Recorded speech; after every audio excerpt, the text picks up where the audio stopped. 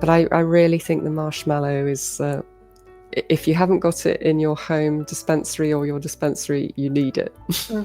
Hello and welcome to the Herbs with Rosalee podcast, a show exploring how herbs heal as medicine, as food, and through nature connection. I'm your host, Rosalee de la Forêt. I created this YouTube channel to share trusted herbal wisdom so that you can get the best results when relying on herbs for your health. I love offering up practical knowledge to help you dive deeper into the world of medicinal plants and seasonal living. Each episode of the Herbs with Rosalee podcast is shared on YouTube as well as your favorite podcast app. Transcripts and recipes for each episode can be found at herbswithrosaleepodcast.com or through the link in the video description. Also in the video description, you'll find other helpful resources. For example, to get my best herbal tips, as well as fun bonuses, be sure to sign up for my weekly herbal newsletter. Okay, grab your cup of tea and let's dive in. Before diving into today's interview, I'm thrilled to introduce a new feature on the podcast, the Herbs with Rosalee Student Spotlight. Each week, we'll take a moment to celebrate one of our amazing students and their inspiring contributions to our herbal learning community. This week's spotlight shines on Michael Crean Sr., who's in Georgia. Rooted Medicine Circle in 2024 was Michael's first course with us, and he really dove in. In addition to participating in the course community, Mike also submitted thoughtful reviews throughout the certificate process. He has a small farm off the grid and shared photos and anecdotes of farm life with us. Mike's capstone project for the course was inspiring and reached a young and impressionable audience with a lot of material that we covered in Rooted Medicine Circle. His capstone contains some talking point slides along with activities to guide an experience with kids covering things like awareness, respect, sustainability, plant gifts, and more. He wrote, "From the presentations I've already done, I can attest that this is the first time many of them have ever been exposed to the herbal world." What a gift that Mike has given to these children. That's awesome, Mike. Thank you. To honor Mike's contributions, Mountain Rose Herbs will be sending him a $50 gift certificate to stock up on sustainably grown and harvested herbal supplies. Mountain Rose Herbs is my go-to for high-quality organic spices, herbal remedies, and even hard-to-find botanicals. They ship all over the U.S. and have a massive selection of products to fuel your herbal adventures. Thank you to Mountain Rose Herbs for supporting our amazing students. To get your own high-quality herbs from Mountain Rose Herbs, use the link found in the show notes to help support this show.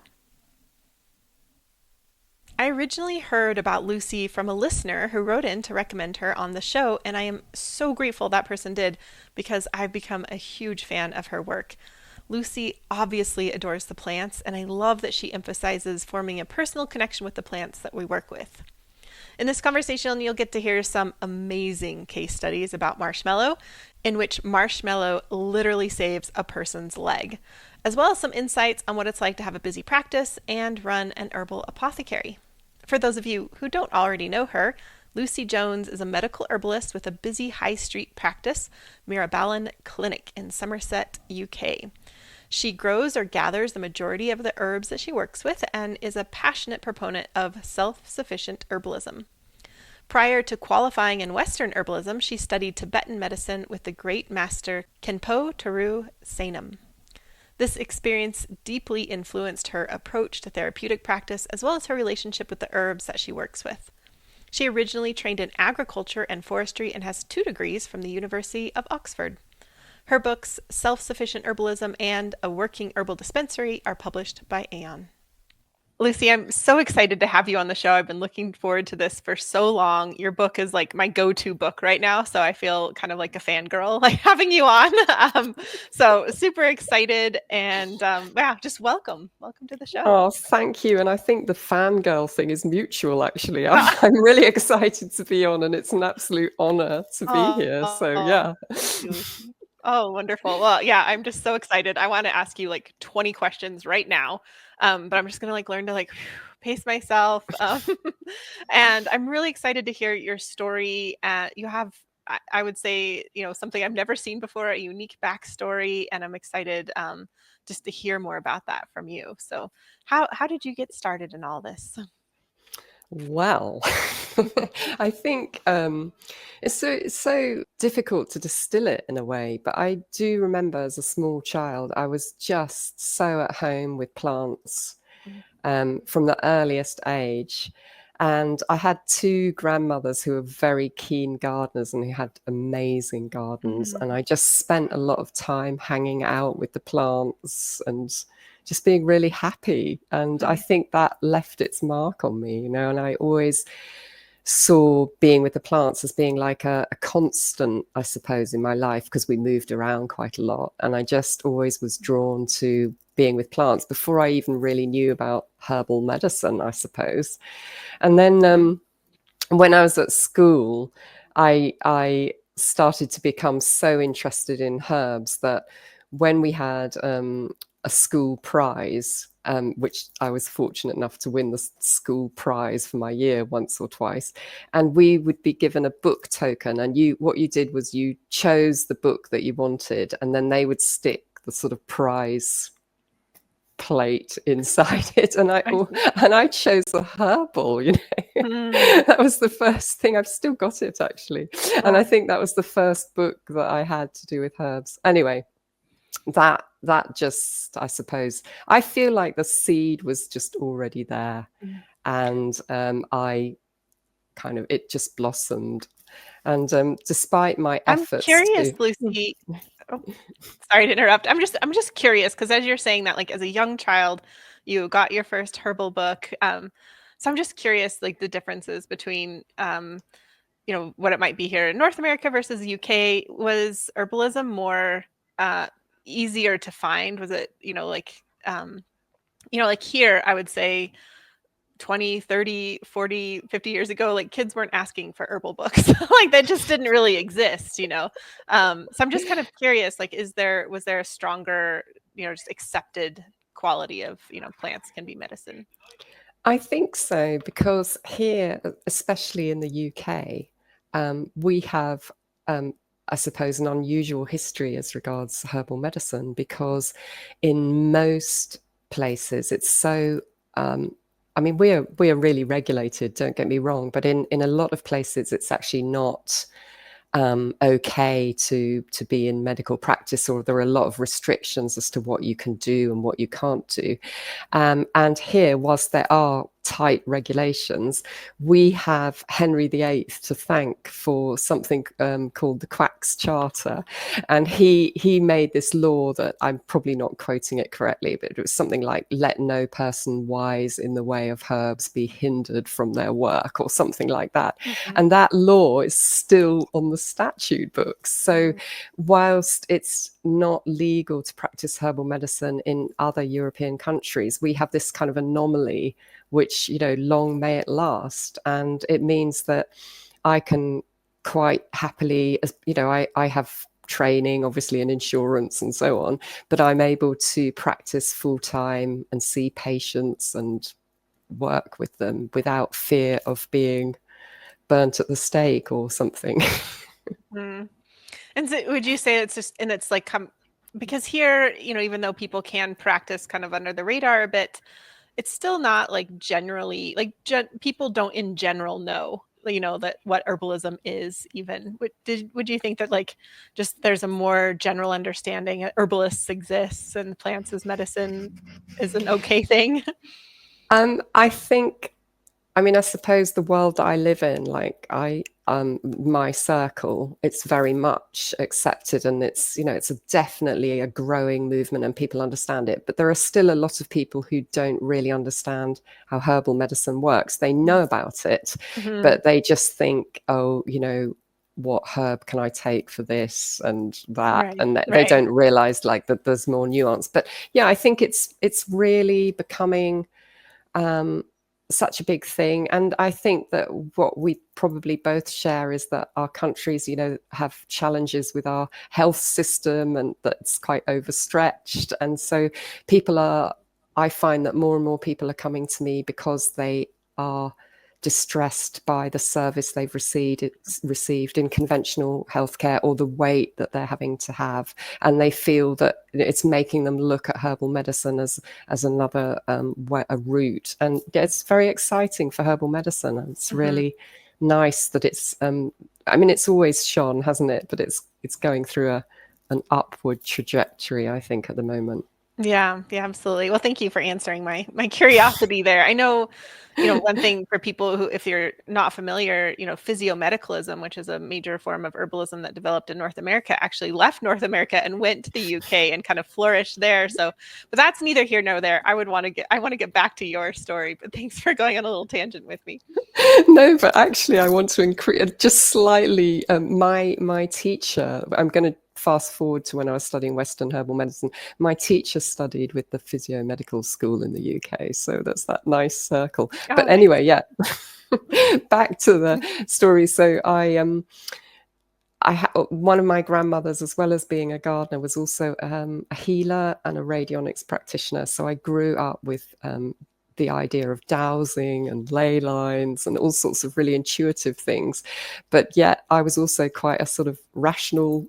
I had this kind of Piscean thing of being like very rational on the one hand and being really into biochemistry and plant physiology, but also being really sort of like, oh wow, there's a ley line. So it's a sort of interesting thing. And then I was really attracted to Tibetan culture when I think I found it. I went to boarding school and I was probably feeling a bit lost on my first day. I was only about 12 or something. And I went to the library and I just found this book that was called 7 Years in Tibet. And I read that from cover to cover. And it's a travel log, really, but it just introduced me to this. I just became really interested in Tibetan culture and Tibetan Buddhism, and that never left me. And later on, I went up to Scotland and connected with Samye Ling Tibetan Center and met my spiritual teacher, Akon Rinpoche. And at that point, I just knew that that path for me was going to be interwoven with any work that I did with healing or herbs or anything in the future. It was just felt really fundamental. And so I'd made that connection, and also still, really interested in herbs, but didn't have any thought of taking a formal qualification in herbal medicine. But then I found out that there was going to be a Tibetan medicine course being taught at Samye Ling Tibetan Center in Scotland. And I just thought, I've got to be on that course. That is just so what I want to do. And I thought, oh, that's just so amazing. And there were only 12 or so places offered originally. And I applied thinking, oh, this is going to be great. I can't wait to do the course. I'm going to give up my job. I'm going to just dedicate myself to it. And I went and spoke to Akon Rinpoche and asked, oh, could I have a place on this course? I feel so drawn to it. And I just feel it's my destiny to do it. And he just said, no. I was really a bit devastated, I have to say, because that wasn't the kind of way that story was supposed to go. So I thought, oh, okay. Went away and thought about it and thought, actually, I do really want to do it. So I'm going to ask again. And I feel like maybe I should ask in a slightly different way, but I'll ask again. So I went about a couple of months later, I went and asked. I said, I really feel that this is my destiny and I feel such a strong pull, and please can you reconsider? And he said, no, it's a course for people that already have a medical qualification, and you don't have a medical qualification, so you can't do it. And I was absolutely gutted. I really was gutted. I just had this whole destiny thing, shouting at me like, you're supposed to be on this course.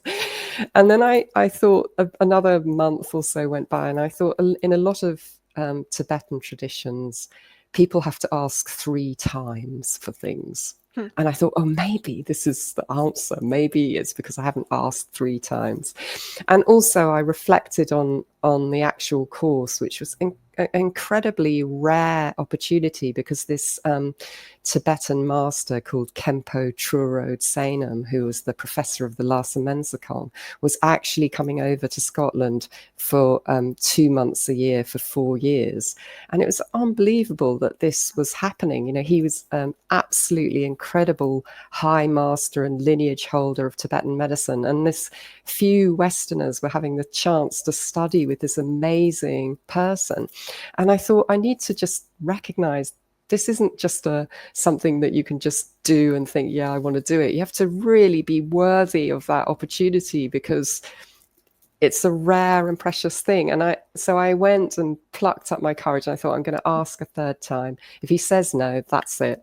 And I said, I really understand it's a rare opportunity. I just still feel that my destiny is to do this course. Is there any way I can do this course? And he said, well, yes, if you agree to study Western herbal medicine afterwards and become fully qualified.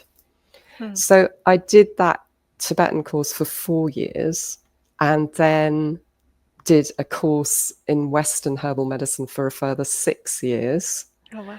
And then also part of that deal was, so my deal with my spiritual teacher, if you can make a deal with your spiritual teacher, I don't know, but that's what I'm going to call it, was to study Western herbal medicine, but also to open a clinic once I'd qualified in Western herbal medicine, to open a clinic that combined the 2 approaches. And this is where I'm sitting, is Mirobalin Clinic, and it is that manifestation of what he asked me to do. So I sometimes think that if he hadn't asked me to do it, I don't know if I would have slogged and studied for another 6 years. And I don't know if I would have actually pushed on through and started this clinic. But I did, and here I am. And it's such a privilege, really, to be living my dream. And after all of that hard work, you know, it's just amazing. That is such a wonderful story. I love how driven you were and how you just knew that it was your destiny. And that it, like you were just saying, it's like by saying no twice and then putting a like kind of a qualification on it, it led you down this kind of bigger path than maybe you had, you know, at first thought you were headed down. So that's a really fun story. I love that, because I don't know what had happened if Lucy had said no, like, oh, or just, you know, accepted the no. I mean, oh, you know, I guess that's not for me. You know, I'm sure you would have found, you know, maybe another way forward or whatever. But I love that the persistence there is Very inspiring. stubborn. Yeah, that's wonderful. And so for 4 years you studied Tibetan medicine. Was that because I'm assuming that most of the other students had a background of some sort, and some kind of medical qualification.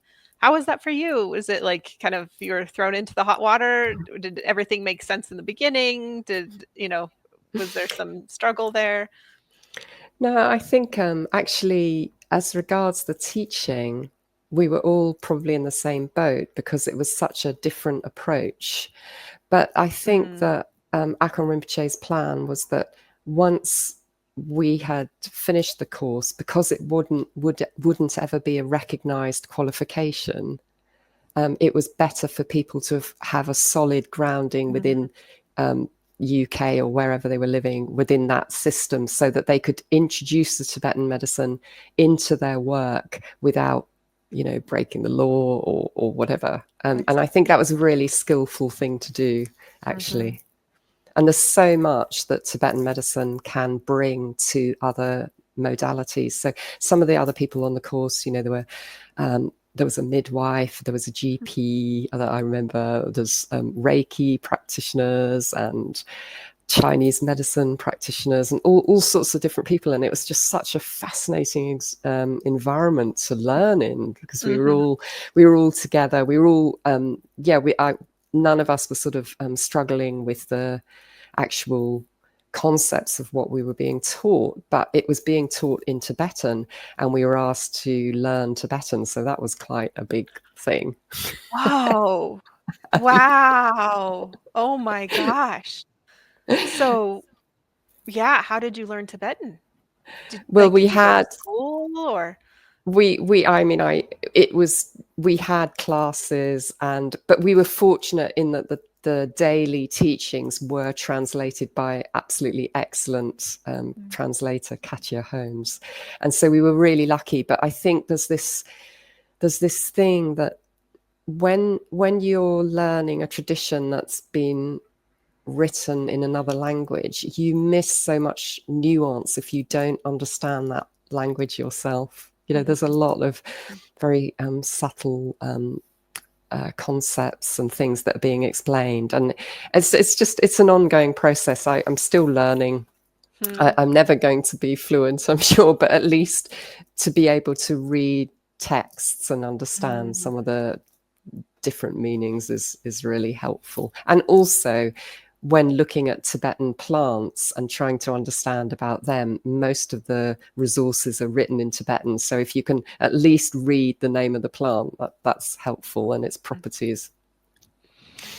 Well, this is going to be a big question, but you said that Tibetan medicine can bring so much to different modalities. Is there an example you can give of that? Again, I realize it's a really big question, but No, my curiosity was piqued.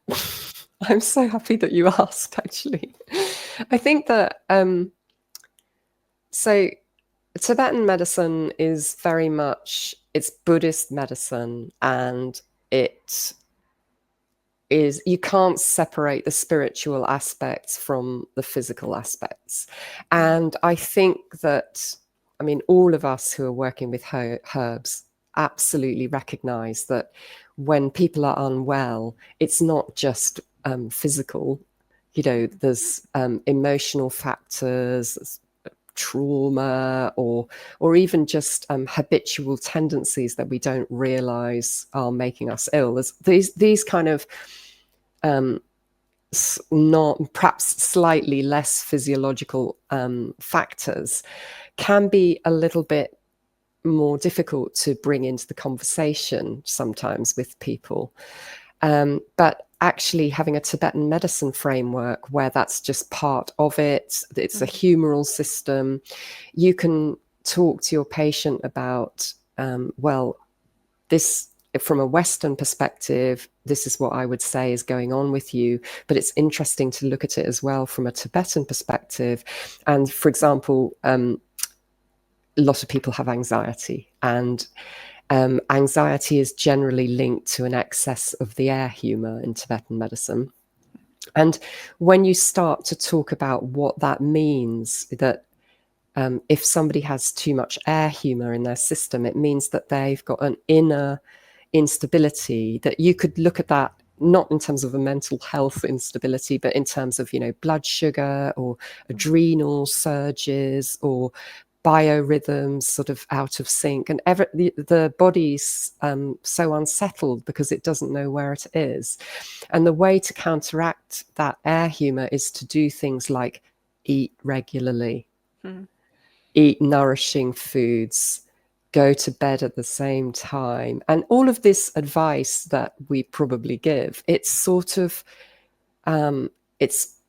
it's got a nice framework when it's explained in terms of the humors. And then the things that make this humor worse is insomnia, grief, irregular eating, not going to bed at the same time, having shifting habits. And I think people really understand it. It's another way of looking at the same thing. And also, I mean, there's lots more to it, but that's just a bit of an example. I think it opens up the conversation because I feel that I'm able to talk like in that way. And also the other thing is that I do pulse diagnosis and tongue diagnosis, and that really is helpful to know what's going on. You can think you know what's going on, and then when you take the pulse, often you think, yeah, that was absolutely right, but sometimes you think, oh, that's not what I was expecting. And having taken the pulse, you can really get a bit more of an insight as to what's going on. Mm. Oh, well, that actually, what you were sharing about the, kind of the being able to work with Tibetan medicine for a bigger picture is, I brought forth a memory for me. So your book here, A Working Herbal Dispensary, as I mentioned, has become a favorite of mine. And I had a friend come over, my friend Leslie Likos, and she always looks at my books and wants to know, what are you reading right now? And so I was like, oh, this book, like you have to check out this book. And she was also floored. By it. And then she read it for quite a while. I think she just comes to read my books. We don't hang out, but I'm just kidding. But she read it for a while and she came back to me and she said, she goes, "Did you get that book used?" And I said, "No." And she was like, "Well, there's like highlights and scribbles all over it." I was like, "I know, it's just so good." I've just been like marking all this stuff. Um, and so I was thinking about that and I looked today and there's this one thing that I just, marked on here. And it says, to quote you, "I often include within a prescription herbs that will help to shift mental and emotional attitudes. Of course, the patient will be making dietary and lifestyle changes and will most likely be taking herbs to support physical healing at the root cause. But to support the emotions and help support a shift in habitual thought patterns is very helpful for the overall healing process." This kind of goes with what you were saying. And I think that's I'd marked it, with my little pink marker there. And because that's so important, if somebody comes to us with their main concern is psoriasis or, whatever physical thing but if there's an internal landscape of, anxiety, just as an example, it's going to be very difficult to shift that. So, Definitely. I was just like in the first couple pages of your book, there's just so much wisdom there. You really jump right into it as well. That's typical me. And Oh, so now, yeah. Lucy, in your practice, do you feel like you draw upon Tibetan medicine and Western herbalism, or that training? Do you feel like you pull upon those equally as just kind of your own unique blend? I would say that I'm very much working as a Western herbalist in terms of my registered ability to practice. I'm growing and gathering the majority of the herbs that I work with, and they are Western herbs for the most part, although I do prescribe some Tibetan formulae that I've made. So in terms of prescriptions, of herbal prescriptions, it's probably mostly Western. But in terms of my approach, I would say it's my primary way of looking at a case is Tibetan medicine. But it's helpful. Obviously, I'm trained in Western herbal medicine and I'm able to, I think it's good to reach a patient where they are. So sometimes I have patients that come to me who are general medical practitioners or hospital consultants or midwives or vets or people that have got, a very allopathic background. And sometimes I think, well, I'd rather explain things in a Western modality for this person than sort of jump right in with humors and energies and things like that. But it's interesting how people, as herbs sort of show them the template of being well, that's how I would look at it. They become much more balanced and open to these other realities and other ways of looking at health. So it's lovely to see. But I think, I would say I can't look at a case without thinking about Tibetan medicine. And also the other thing that really, all my people that learn with me on Patreon or wherever, that they're so used to this, but I have this thing that in Tibetan medicine, it's considered unethical if you give somebody herbs, but you haven't addressed their diet and lifestyle.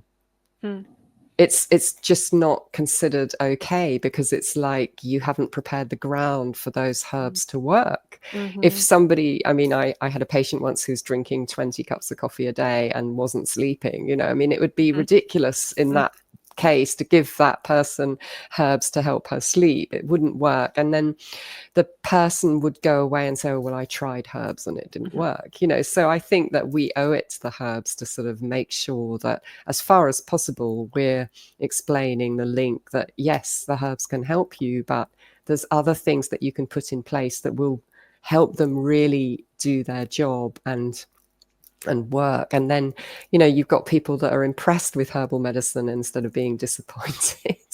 So that whole, and I think we owe it, don't we? We owe it to herbal medicine to stick up for it. Yeah. But that whole thing about, you must look at diet and lifestyle first is just embedded into my consciousness. I love that. I love that. I was just thinking the other day, like if I had to define myself as a practitioner or teacher, it was definitely like a holistic, like I can't imagine, not talking about those things. Cause yeah, just like you said, you're just really not setting anybody up for success if it's left behind. Yeah. I find it so impressive that you gather or grow most of the herbs that you work with, because maintaining, the energy and effort that goes into that, and then maintaining your apothecary, a lot of organization goes into that, and dispensing, etc., and then having a busy practice on top of it. That's very impressive to me. And I know that you're very passionate about self-sufficient herbalism, and I'm wondering how that shows up for you. Obviously I mentioned some ways, but in terms of, your offerings and teaching, like what does that mean to you to be a self-sufficient herbalist? Well, yeah, it is something I'm really passionate about, because I think when I was studying Western herbal medicine, I expected everybody that was a Western herbalist to be growing their own herbs or gathering their own herbs. And the school that I was taught at, the tutors were very much into growing and gathering their own herbs. So I just honestly thought that's what everybody did. I didn't realize it was an unusual situation. And then when I graduated and I went out into the big wide world, I was surprised that the norm was people buying in most of their stock and not always really knowing what the plant was like and so on. And and I don't want to sound critical, because we've all been taught in different ways, and obviously the way that I work is quite time consuming, but I feel that link to the living plant is so important, because there's more to the plants than just a bottle on a shelf, isn't there? And to me it's like, I suppose as we go on our herbal path and we move along it, we start out by feeling that we're going to, use herbs to help people get better. But as the herbs get under our skin, we build up a closer relationship with them as individuals. And I feel that one of the paths to understanding that is self-sufficient herbalism, or it doesn't mean to say to be completely self-sufficient, but just that connection, even if it's one plant that you've got to know, I would still count that as being under that umbrella. It's just like being connected to the living herbs as opposed to being disconnected from them. And different people will be on a different scale of whether they're growing one in a pot just to be able to see what it's like, or whether they're able to go and gather, or whether they're able to grow enough for their clinic. It's just it doesn't really matter where you are on that, but I just feel like as long as there's a connection. I love that. Yeah, I'm so grateful. I started my training with an ethnobotany apprenticeship where it was field work. We were outside with the plants, and I did not know one plant before I started that program. So I got to learn all the plants in the habitat, and that wasn't like an herbalist program, though. It was really ethnobotany, and so grateful for that. And then by the time I got my clinical training, the clinical training was really more like in the classroom and not in the field. So it was kind of stark difference. And so I'm just really grateful that I had the roots with the connection. And now I have a garden, and I'll just, I grow one astragalus plant. It does not supply my astragalus needs, but I'm just need that connection with the plant. So need. Oh, you get it then. Yeah. That's the beauty, is that connection and relationship there. Well, one of my favorite plants to connect with, especially this summer, actually, I spend a lot of time with marshmallow, and I'm so excited that you chose marshmallow, and I'm so excited for your recipe. We'll get to that in a little bit. But I'm curious, you have many plants that you have a deep relationship with. Why did marshmallow come up for you as the one to talk about today? Well, I was like a kid in a sweet shop, what was I going to choose to talk about? And I suppose marshmallow, I don't want them getting offended because they're all, my favorites, but I do No, have no. perhaps an inner circle of plants that I feel I've got to know. We've all got different levels of kinship with the herbs that we work with, and there's kind of like an inner circle, perhaps, that I've really got to know more deeply. And I hope that I can expand that and continually learn and get to know others. But marshmallow is definitely in there, and I thought that marshmallow it's a plant that's often prescribed, and it's not an unusual herb, but I feel that the way that I was taught, I might be able to offer an extra little twist to what marshmallow can help us with. And that was this ability of marshmallow to tackle necrosis. Mhm. Yes, I'm very excited for this. So I just have a quick backstory I wanted to say. When I did, I just remember researching marshmallow at some point and learning that it was once called mortification root and used for gangrene. And I meant to check on this, but I didn't. But I'm pretty sure my monograph currently states this is a historical use, and it would be interesting to see if herbalists would, pick this up again, but doubtful or something like that. But I was like, definitely my interest was piqued. And so when I saw this from you, I was like, oh my gosh. And then heard the experiences, I was like, like here it is. I thought this was something that maybe had been lost to history. And anyway, so I'm so excited. I really hope well, I'm just excited for you to share more about this and your experience with it. So I will let you continue. I know it's lovely because I honestly only recently discovered, this is terrible. I mean, I obviously didn't do enough studies, but I only recently discovered that it was known as mortification root, Mhm. actually. And that wasn't the thing that led me to it. So when I was studying Western herbal medicine, I had a tutor called Edith, and she was absolutely amazing. And she took me under her wing a bit, and she and I would have chats and speak on the phone a lot. And she told me that marshmallow was for necrosis. Hmm.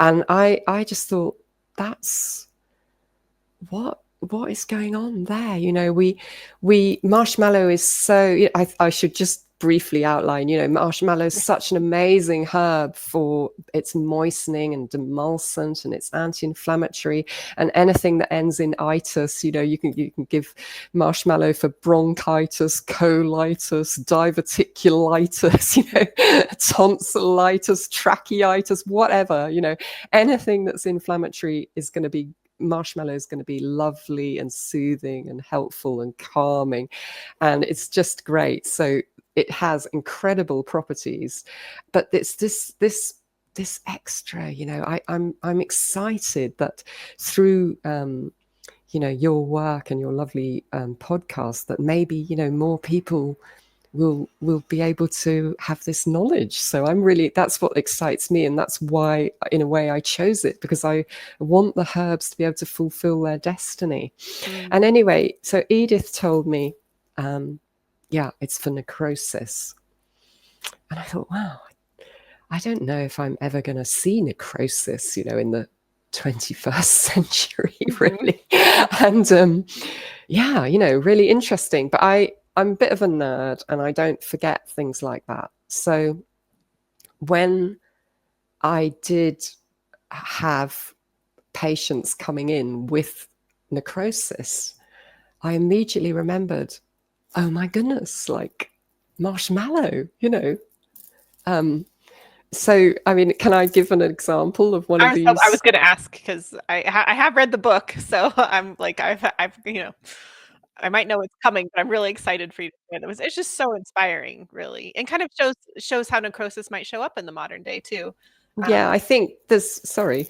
well, I was gonna say too, like, there's something to be said about responsible, somebody, but I think the case studies, at least that you shared in the book, shows, people had searched for other ways and they were not being helped.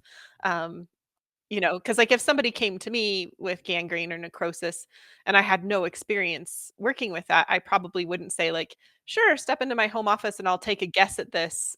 Good luck. Let's cross our fingers. That's not how I would do it. And your case studies really illustrate that as well. So yeah, I'm so excited for you to share these. But I mean, thank you so much for saying that. And I think it's really important to emphasize that, because it would be quite irresponsible to just go off piste and say, yeah, I can sort that. I mean, we're not actually allowed to make claims anyway. So, Mhm. Right. but both of the case studies that I'm going to briefly, I mean, they're sort of summarized cases rather than formal case studies. Mhm. They are actually where that both of the patients that I'm going to talk about, they had been down an allopathic route. And if we start with a patient that I think I had to check what I called him because it's not his real name. I had to look in my own book and kind of like, and I called him Charles, I believe. But anyway, he was in his 70s, and he was such a funny patient, really always joking, and he was a type 1 diabetic, and he'd had a history of quite serious heart disease, and he'd had a triple bypass about 15 years previously. And his main problem when I first met him was that when people are type 1 diabetics and they're injecting insulin, over time they can actually develop insulin resistance, and so they actually become type 2 diabetic as well as type 1. And he was finding that his diabetes nurse was concerned because he was needing to increase his dose of insulin and that his blood sugar wasn't stable. So I actually was helping him to get a more stable blood sugar, which he did do, and his consultant was very pleased. So yeah, that's another herb and another story. But then about a year later, I'd actually signed him off because he was just, he changed his diet and he was doing more exercise. I should say at this point that this patient had one leg because he had lost his missing leg had been lost because of diabetic induced necrosis. So he was in a wheelchair and he could sort of struggle about a bit on his one leg, and he also had a very ill-fitting prosthesis which really made him, it was very sore, and they told him he was too old to get a new one, so they weren't going to bother. So poor him. But anyway, he took it all in good part, and he was always smiley and jokey. And anyway, I got a call from him about a year later saying that he'd cut his toe and it had developed into necrosis, and he was in hospital, and he was frightened that he was going to lose his second leg, and that's what they were talking about. They were talking about they were going to have to amputate because the necrosis was spreading up from the toe up his leg. And he said that he hadn't been able to take his usual circulatory supporting herbs that I prescribed him because he was in hospital, and understandably, when people are in hospital, you can't always carry on with your herbal regime because the hospital feels responsible. So I understand, but he'd stopped, and he rang me and he said, I'm going to discharge myself. Can I just come and see you straight away? So yeah, that's what he did. He discharged himself, and his wife, who's absolutely amazing, who'd been a nurse before she retired, so she was really on the case with everything. She brought him, and they came to my clinic, and I was a little bit nervous because a necrotic leg was not something that I had loads of experience in practice. I mean, I understood the process, but I wasn't sure what I was going to be seeing. But I thought, well, you've got to grow up and do it. So he unwrapped his bandages, and he had don't worry if you're squeamish, it's not going to be too bad. He had his he had 3 toes on the foot that were completely black. And the foot was sort of partially blackened. And then his lower leg up to the knee was sort of like a dark purple, and it was really quite cold to the touch. And I thought, okay, so that's what necrosis looks like. And then I thought, right, okay, firstly, he had been on circulatory supporting herbs. He was taking a couple of pills every day of a capsule containing things like a little bit of ginger and chili, and also antispasmodics like cramp bark and wild yam, just to sort of like open up the vessels. I can't remember what else is in there, but it was just to sort of keep everything moving. And also at one stage he'd been on Crataegus, hawthorn, but anyway, I recognised the need to support the circulation, especially as he'd been in hospital sitting in a bed. But then I thought, but also marshmallow. This is the chance, Marshmallow, for you to shine. So I gave him marshmallow internally, marshmallow root in capsules. And then I got his wife to do these marshmallow leaf fomentations, where there is a recipe that's going to be available. After this, you can find it, but basically it's a very easy recipe, because it's you make a really strong marshmallow leaf tea and then dip muslin cloths in there in the hot tea, and just apply them to the area that's affected. And I thought, well, I'm sure that by giving the marshmallow internally and in a fomentation, it's going to be helpful. So let's just go for it. And because luckily his wife was so engaged with the process, I said, right, do it twice a day and leave it on, swap over the hot cloths. Every time they cool, put a new hot cloth on and keep it for 30 minutes and do that twice a day. And I thought, I'm going to just sound confident. And I said, and come back and see me in about 3 weeks and we'll see how it's going.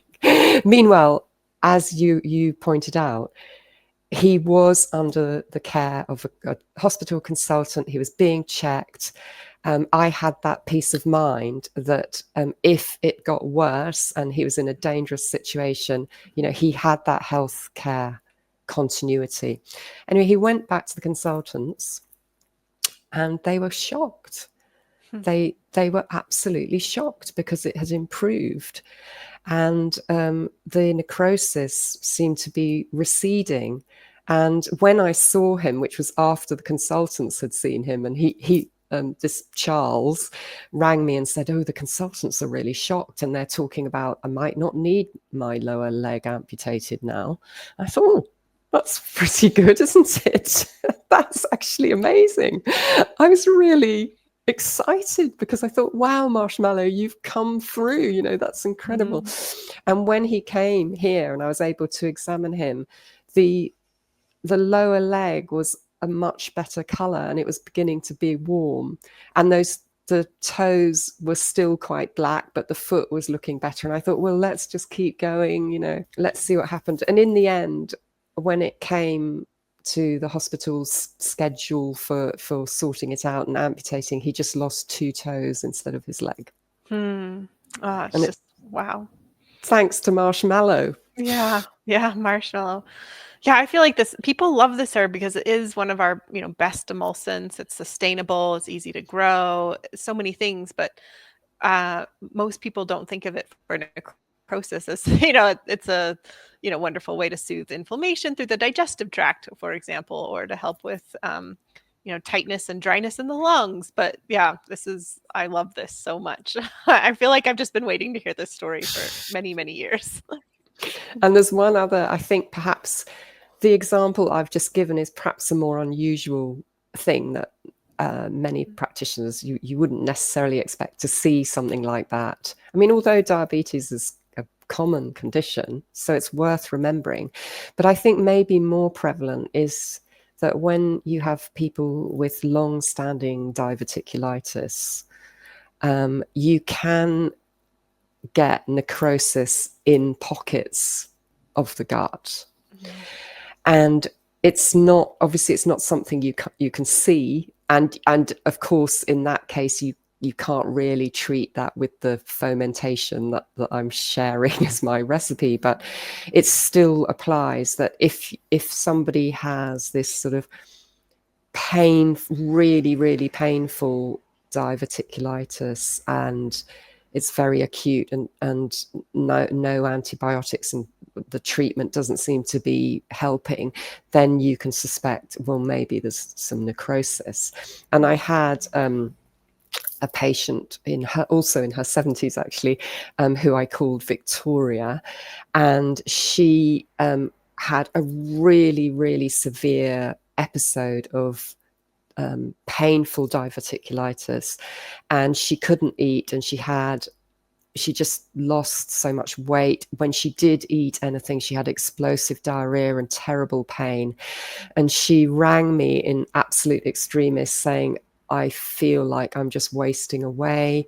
My hospital consultant says that I need to have a colonoscopy, but I can't have that until I've put on weight.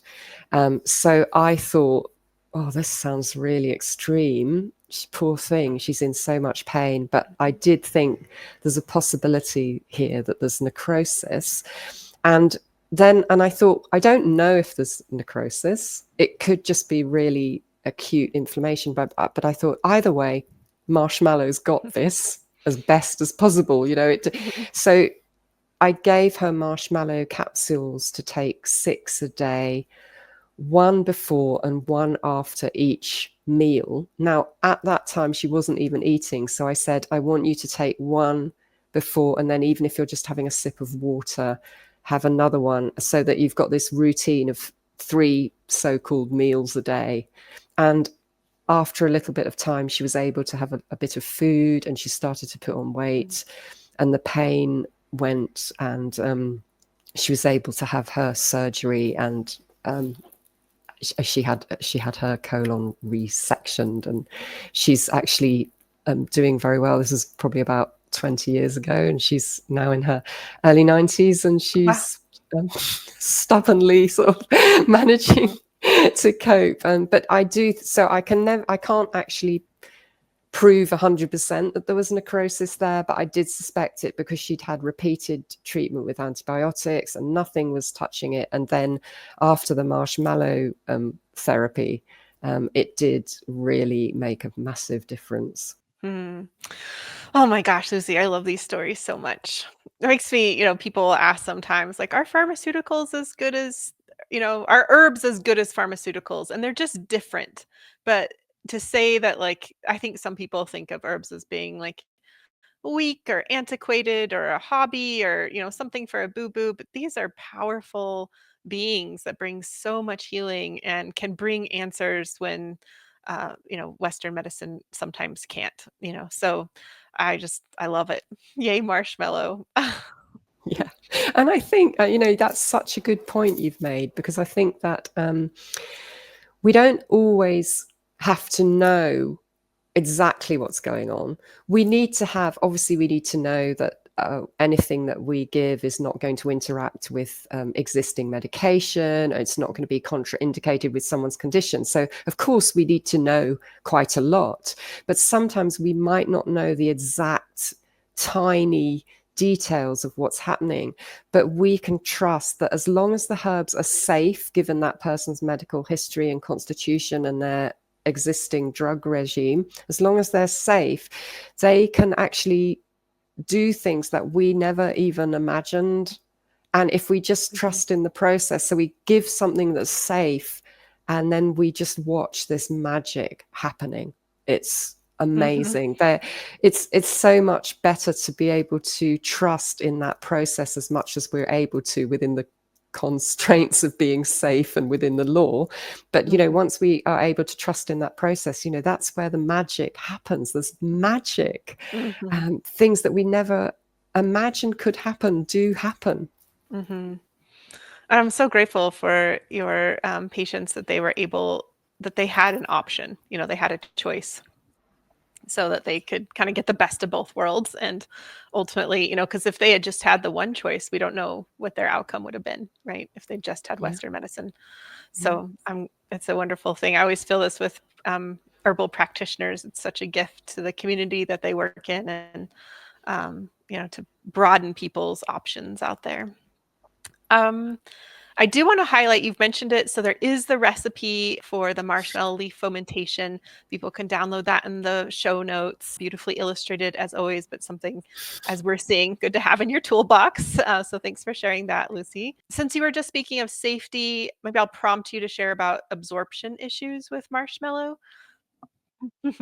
I'm glad you brought that up. I was going to mention it. So, okay, so in the example I gave where I asked the patient to take one capsule before and one after eating, you're absolutely right that marshmallow and other very demulcent, mucilage-rich herbs can impact on absorption. They will make absorption much less, and that's an important consideration if somebody's on, for example, anti-epileptic drugs or something that they're taking orally. You really need to be careful.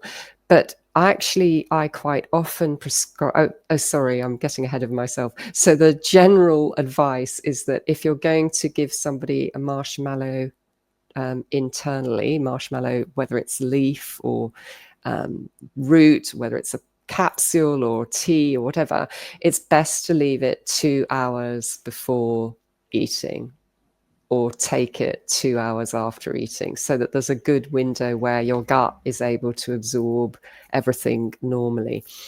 But I deliberately, when I have people with very severe IBS or diverticulitis or colitis or whatever, I actually deliberately prescribe it adjacent to the food, because the herb is acting as a temporary bandage to help that poor gut heal. And then, of course, once it's healed, then that person's going to be absorbing their food much better anyway, and they won't need to be taking it. So it is something that I'm aware of, but there are cases where it's a good idea to protect that really inflamed gut from the food that's scratching past it and making it worse. I love that nuance. Thank you. Something else that's popping into my head, Lucy, is that I feel like here in North America, people are mostly used to using the root and may not have as much experience with the leaf. I love using the leaves because they're so abundant. And they are wonderfully demulcent as well. They're a little bit different, but I'm wondering if you would speak to that, like when do you reach for the root versus the leaf, and just anything to share about that and maybe inspire people more towards the leaf as well. Yeah, that's such a great question. I think that I tend to work with the dried powdered root for capsules. And the thing is about the root is that it's like a once a year sort of big job to dig them up and wash them and slice them and dry them and everything. And then you've got that root in stock. But it's this, as you say, the leaves are so abundant, and they're so, if you've never stroked a marshmallow leaf, I mean, Yeah. you need to do it, and you don't, make sure you set aside a decent amount of time, because you're gonna be addicted to it. It's just so soft and lovely.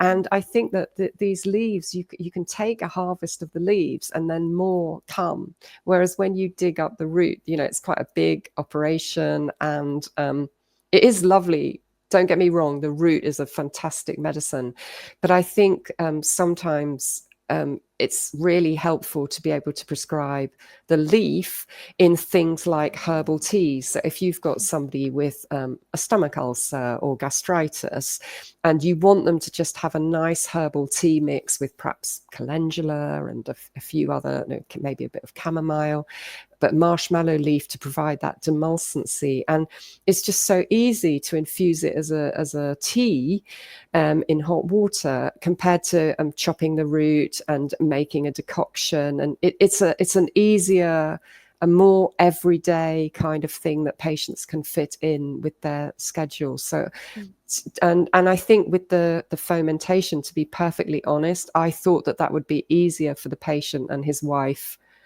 I knew it would be effective, but it's just a lot easier to make the tea and dip the cloths in than to go through the whole process with the roots. So either are great, but don't forget about the leaf. It's so sustainable and lovely, and it's absolutely wonderful as a tea. Mm. Yeah, I'm just thinking about, I spent a lot of time, as I mentioned, with Marshmallow this summer, just being enamored with this beautiful plant.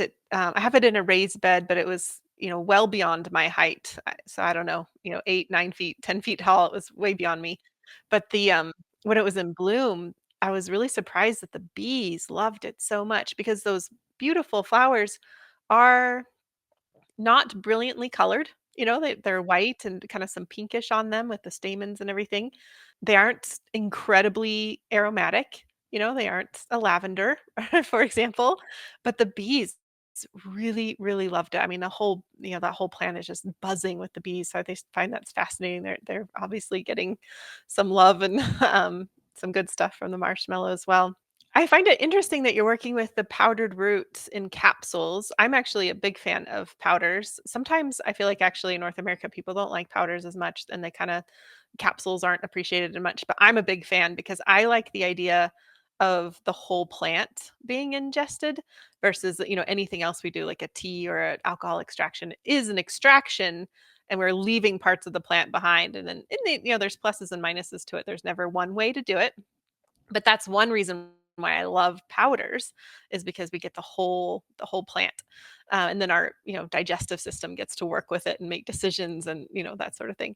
But I don't know that I've ever worked with marshmallow extensively as a powder or in capsules, so that's really interesting to hear that. I'm going to put that in my toolbox. I mainly work with the root as a cold infusion and as a tea, and I'm just curious, do you work with the plant in that way as well? If I don't tend to prescribe it in that way because I mean, it's not that I have an aversion to it. It's just that the way that my business works or my clinic works here is that people come in, they have their consultation, I make up their prescription, and then they go. And making up the cold infusion, it doesn't keep for very long. I would have to anticipate, oh, this patient's going to need this. And I don't always know what they're going to need until they come to their follow-up. So I think just from a practical point of view, I might suggest to them that you could make this for yourself. I do sometimes say that. But as regards me actually preparing it for people, it doesn't quite work. Whereas with the leaves, if I'm giving somebody a packet of herbal tea that I've prepared for them, that works really well. I love because this, the it's in there. practicalities. Yeah, yeah. Yeah. Oh, thanks for sharing that. Well, Lucy, is there anything else that you would like to share about marshmallow before we move on? Oh, loads. Well, I was going to say, when you said about the bees, I'm sure you know this, like when you cut into the root, it smells so sweet, doesn't it? So maybe the bees are kind of picking up on that. It's a very sweet plant and a very nourishing plant. So I mean, that was just a thought that I had when you were talking about it. And the other thing I was going to say that I think is so amazing is when you look at the roots, they do look like a trachea or bronchi. Have you ever noticed that? The way that they are with the rings around them, and you think, oh, you're indicating where you can help, because of course it's so good for inflammation in those areas. But yeah, I just really love marshmallow, and I think that it can help in so many ways. I very often prescribe capsules and mix the marshmallow powdered root with slippery elm, for example. Sometimes meadowsweet as well. But I really think the marshmallow is if you haven't got it in your home dispensary or your dispensary, you need it. Absolutely. Yeah. Yeah. I love, I've never really used it in capsules to my memory, but I do often make it with pastilles, like just the honey mixture, Mhm. so mixing the Ooh. powdered root with other herbs and mixing that with honey is just kind of like a homemade, herbal pill, which is great for like sore throats or digestive things or, well, everything that Marshmallow is gifted with. Oh, I'm going to do that now. You've inspired me. So. Well, I'm really excited to talk about both your books. And have I mentioned how much I loved the Working Herbal Dispensary? So this book is a Materia Medica book, and it's a substantial book, wonderful hardcover, and I love that it has so much information. There's like a template, that you're following. We can see things, the energetics of the plant. Sometimes you have, or always have historical applications for the plant. And then you also have all these stories, which are just so powerful. I think that's some of the best things that we can get from practicing herbalists is, actual stories that go beyond just like, oh, I learned this from so and so or this and that. So I just love the book, and it's just each plant in there. Well, let's talk about the premise of your book, because the subtitle here is Respecting Herbs as Individuals. And so it's this, and your introduction to this is just so beautiful, talking about, kind of moving away from this for that herbalism and understanding herbs as individuals. And anyway, I could go on and on, but this is like for people who love herbs, which I assume that's people listening to this podcast, because this is an herb-based podcast and that we talk about herbs here. This is really a treasure, and it's kind of, the book I've been waiting to have for so long. And I'm just so grateful for it. I'm so great. I cannot remember. There was a listener who recommended that I have you on the show, and I wish that I knew exactly who that was. But if you're out there listening, thank you for bringing Lucy's work to my attention and this book. So I'm tearing up. I'm actually tearing up now. It's a treasure. I mean, it truly is a treasure, and it's a gift to the herbal community. So yeah, and you have some bits in here about Tibetan herbal medicine too, kind of the humoral system that's worked within that as well, and the elements. So, oh yeah, love it so much. Would you add anything about this one? And then we'll talk about your other one. Well, I think you really get why I wrote it, because I think I was wriggling off the hook a bit about writing an actual herbal, because it's quite a lot to take on. And I originally decided to write about 54 herbs, because actually that's quite a lot to write about. But my husband said, only 54? You usually do 108. That's a sacred number. Why you got to do 108? So I thought, okay, I'll do 108. I'm so glad I did. But I think it is about honoring the herbs and helping people that are actually learning herbal medicine to learn about herbs in a way that you actually learn about them as an individual rather than a list of what they do. You need to know what they do. It's important. But it's just like, hey, come on, they're more than that. And they just to be relegated to a tool that like, oh yeah, I need a diuretic. I could choose this one or this one. And they think, no, it's like, would you say that about your best friend? Like, oh, just anyone that's blonde or what? It's like, let's try and get to know them as individuals. And yeah, that was my thought really. It's like a eulogy to or a sort of honoring, a love story to the herbs that I work with. That absolutely comes through. Yeah, absolutely. Yeah, couldn't recommend it more highly. And I will say, I'll mention this again, but your publishing company has generously offered a discount for both of your books, and we're going to put that in the show notes. So there'll be a link of where to find the books and a discount coupon code. And it's a generous one. So that's going to be available for just a little bit. So you want to jump on that right away.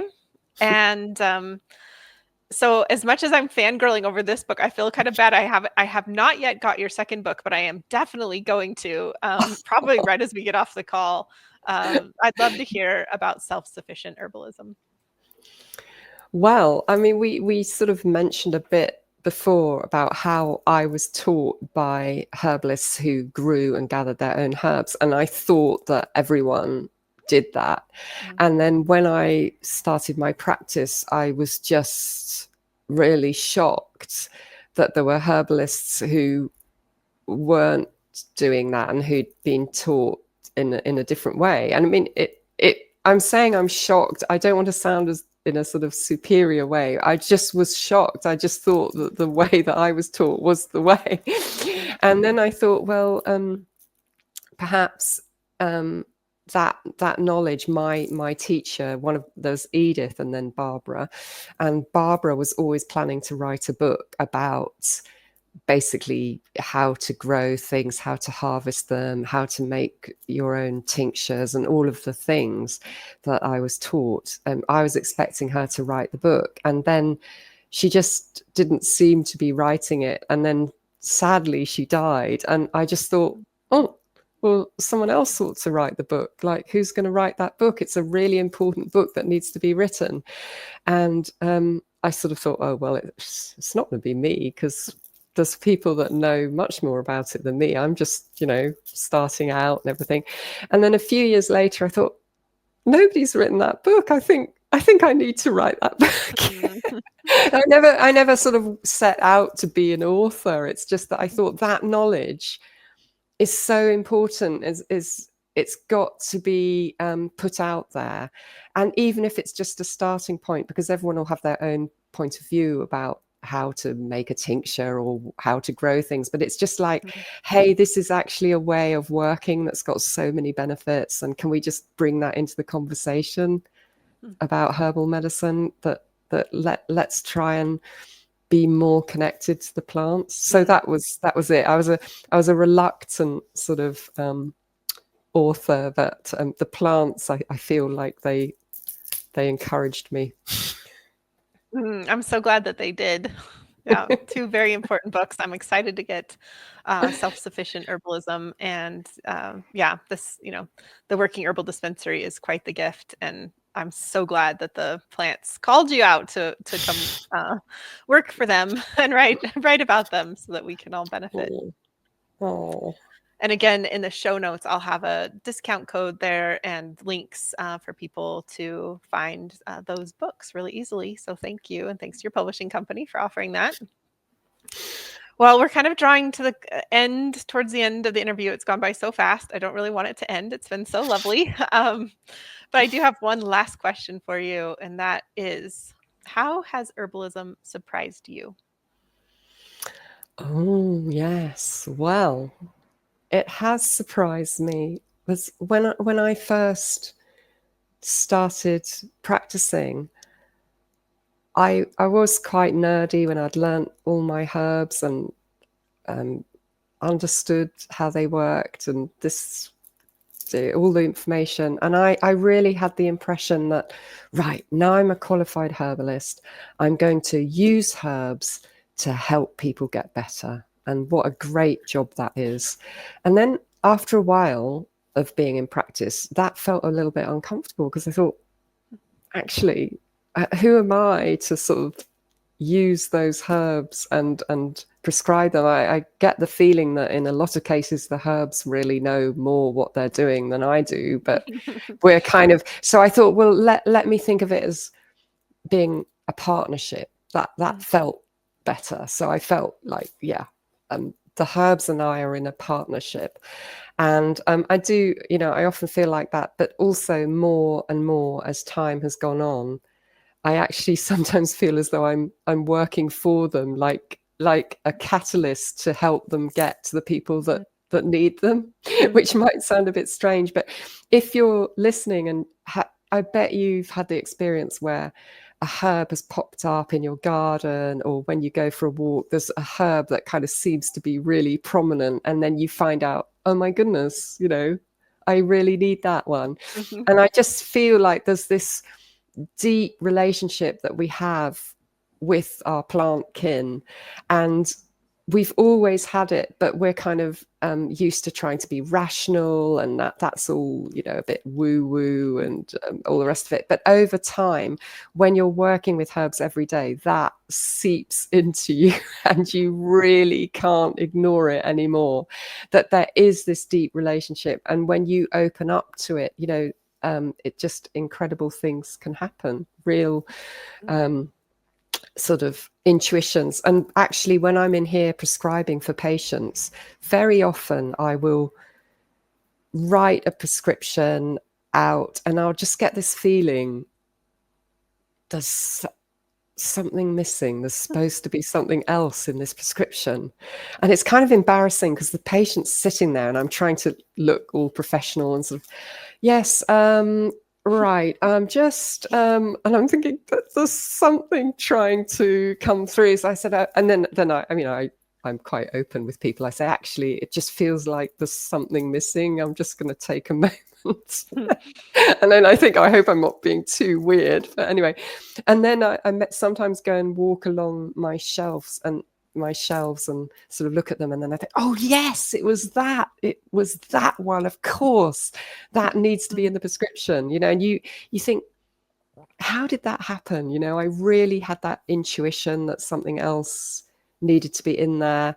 And then the other example I'll give is that I'm sure others have also experienced this, where it's a certain time of the year, I suppose in the back of your mind, you know that it's ginkgo gathering time or hawthorn berries or something, but you just wake up in the morning, or even quite often with me, it's the middle of the night, and you think, I must go to this particular place to gather hawthorn berries tomorrow. And it's like, there's nothing I can do to avoid it. And then you'll go there and there's all this amazing plant there ready to be gathered, and it's really abundant and it's the right time. And it's just, it is just fascinating how I think we build up that kind of relationship with herbs. And that really did surprise me. Oh, I love both of those. And with that second one, you know, people often ask me, you know, can you put out a calendar that tells you when to harvest plants? I've probably been asked that 100 times. And, you know, I teach online, so people are asking, you know, from all around the world and definitely all across North America. And it's like, I do not know that answer for you. And not only that, but the only way to know that for yourself is to go out regularly and build that relationship, like you're saying, and build that knowledge base of the whole ecosystem, so that it's like you become in tune with things. And you could like totally take it a woo-woo place, and I totally respect that. And probably am, you know, dipping my toes in there too. But also, it's like there is something to be said for being in tune with your ecosystem, and to knowing, you know, on this like other level, things we might not even be cognizant of. You know, the smell in the air, the way the bird song has changed, the way the light is shifting. All of those things are calling out to us and saying, like, go get those hawthorn berries right now before those waxwings eat every single one of them. I love that. I really love that explanation. I appreciate you sharing it, because I think that makes so much sense.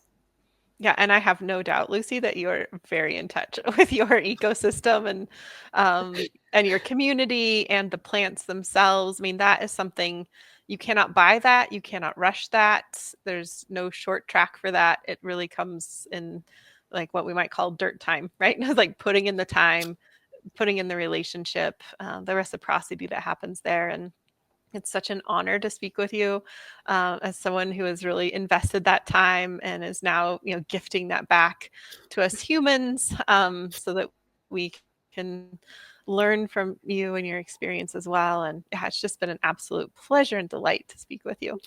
Oh, thank you so much, Rosalee. It's absolutely an honor.